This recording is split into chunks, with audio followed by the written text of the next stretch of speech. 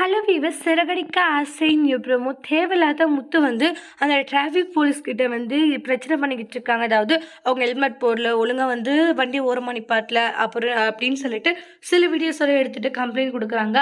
அதே மாதிரி பார்த்தீங்கன்னா அந்த டிராஃபிக் போலீஸ்காரை விசாரிக்கிறாங்க.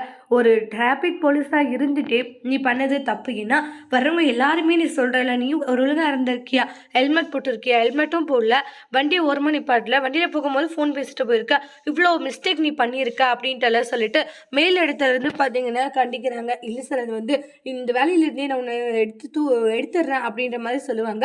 முத்திருந்துட்டு அப்படி இல்லை சார், ஒரு கண்டிப்பு கண்டிச்சிங்கன்னா போதும் அப்படின்றாங்க. பார்த்து எப்படி எல்லாமும் இருக்காங்க, நீ இப்படி இருந்தீங்கன்னா இந்த மாதிரி வழியில் போகிறவங்களாம் இது மாதிரி இருக்க மாட்டாங்கன்னு என்ன நிச்சயம் அப்படின்ட்டுலாம் சொல்லிட்டு அவங்கள வந்து திட்டிடுறாங்க. அப்போ டிராஃபிக் போலீஸ் உனக்கு எனக்கு என்னென்ன பிரச்சனை, எதுக்காக இப்படி எல்லாம் பண்ணிக்கிட்டு இருக்கேன்றாங்க. இங்கே பாரு, நீ தேவையில்லாத விஷயம் பண்ணிக்கிட்டு இருக்க, இது மாதிரி எல்லாம் பண்ணிட்டு இருந்தால் நடக்கிறதே வர டிராஃபிக் போலீஸ் சொல்கிறாங்க. நான் என்ன பண்ணேன், நீ ஒழுங்காக இருந்திருந்தா நாங்கள் இப்படி பண்ண போகிறோன்றாங்க. இதே நாங்கள் தப்பு பண்ணியிருந்தா நீங்கள் ஏதாச்சும் பண்ணியிருப்பீங்களா, எங்கள் கையிலேருந்து காசு பிடிங்கிருப்பீங்களா, இப்போ அதே தப்பு போலீஸ் பண்ணால் ஏற்றுக்க மாட்டீங்களா அப்படின்னு முத்து சொல்கிறாங்க.